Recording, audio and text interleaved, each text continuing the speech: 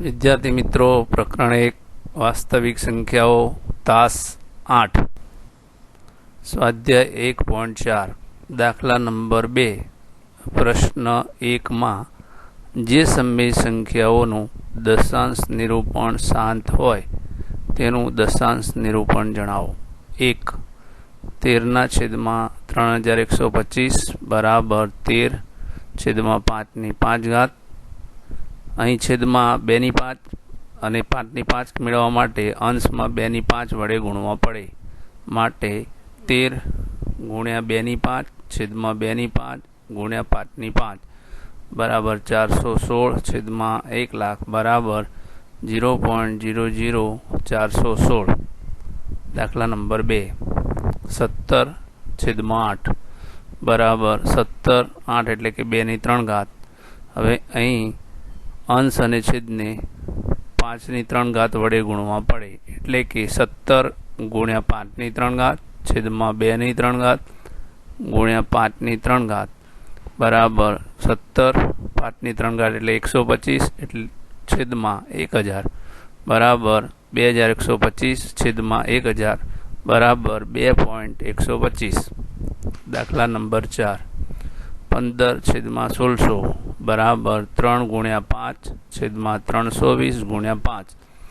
અંશ અને છેદમાં 5 ઉડી જશે, એટલે કે 3/320 બરાબર 3 320ની જગ્યાએ 2/6 × 5 બરાબર 3 5/5 છેદમાં 2/6 × 5/6 બરાબર 9375 ભાગ્યા 10 પાછળ 6 શૂન્ય બરાબર દશાંશ પૂર્ણાંક લેતા 0.009,375. દાખલા નંબર 6 23/2/3 × 5/3 બરાબર 23 × 5 છેદમાં 2/3 ગુણ્યા 5/3 બરાબર 115/1000 બરાબર 0.115.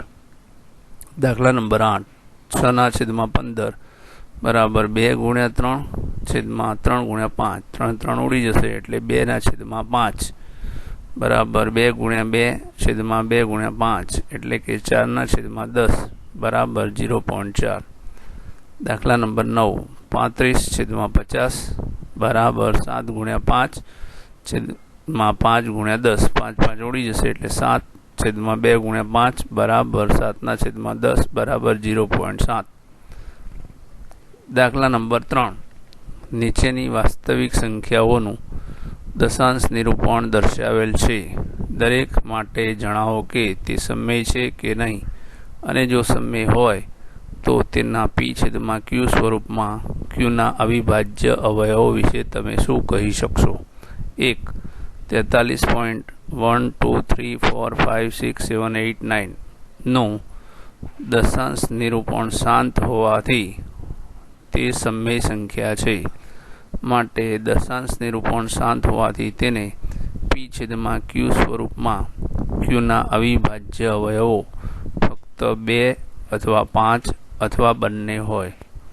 દાખલા નંબર 2 0.12 0 12 00 12 000 12 40 આપેલ સંખ્યાનું દશાંશ નિરૂપણ અનંત અને અનાવૃત હોવાથી તે અસમય સંખ્યા છે. દાખલા નંબર 3 43.123456789 ઉપર 12 એટલે કે રિપીટ થશે. આપેલ સંખ્યાનું દશાંશ નિરૂપણ અનંત આવૃત હોવાથી તેને p/q સ્વરૂપમાં qના અવિભાજ્ય અવયવ 2 અને 5 સિવાયનો ઓછામાં ઓછો એક અવિભાજ્ય અવયવ છે.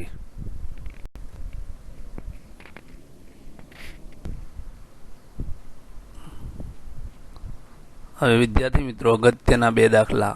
દાખલા નંબર 1 સમય સંખ્યા 1.235 ઉપર 12 નું p/q સ્વરૂપ મેળવો. ધારો કે x બરાબર 1.235 ઉપર 12 માટે x બરાબર 1.2353535 રિપીટ થશે. હવે 2 ને પેલી સાઈડ લેવા માટે બંને બાજુ 10 વડે ગુણતા, એટલે 10x બરાબર 12.35 પરિણામ 1. હવે 35ને આ સાઈડે લેવા માટે ફરીથી બંને બાજુ 2 અંક ખસવા માટે 100 વડે ગુણવા પડે. માટે 10x ગુણ્યા 100 બરાબર 1235.35 માટે 1000x બરાબર 1235.35 પરિણામ 2.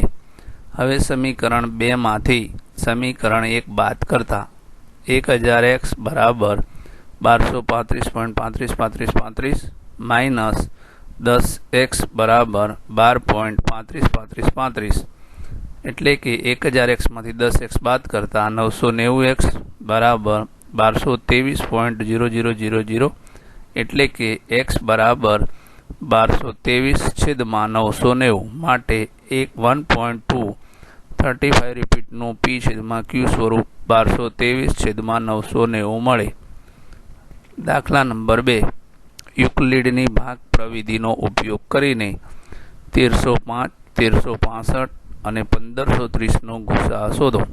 અહીં વિદ્યાર્થી મિત્રો 3 સંખ્યાઓ છે, તેથી ચડતા ક્રમમાં 1330 greater than 1530 greater than 1365 greater than 1305. અહીં પહેલી સંખ્યા 1530 ગ્રેટર ધેન 1335નો યુક્લિડની ભાગ વિધિ એ બરાબર BQ પ્લસ R પ્રમાણે ગણતરી કરતા, એટલે કે 1530 બરાબર 1365 ગુણ્યા 1 પ્લસ 165 એટલે કે ભાગાકારની અંદર 1530 1365 વડે એકે ભાગ ચાલશે એટલે 1365 માટે 1530 માંથી 1365 બાદ કરતા 165 વધે. હવે 1365 બરાબર 165 ગુણ્યા 8 પ્લસ 45. હવે 165 બરાબર 45 ગુણ્યા 3 પ્લસ 30. 45 બરાબર 30 ગુણ્યા 1 પ્લસ 15. હવે 30 બરાબર 15 ગુણ્યા 2 પ્લસ 0. આમ ગુસાઅ 1530 અલ્પવિરામ 1365 બરાબર 15. હવે ત્રીજી સંખ્યા 1305 બરાબર 15 ગુણ્યા 87 પ્લસ 0 માટે ગુસાઅ 1305 અલ્પવિરામ 15 બરાબર 15.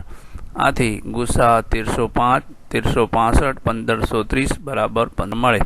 વિદ્યાર્થી મિત્રો, હવે ઉપરોક્ત પ્રકરણ એક બધા જ ઉદાહરણના નોટમાં ગણતરી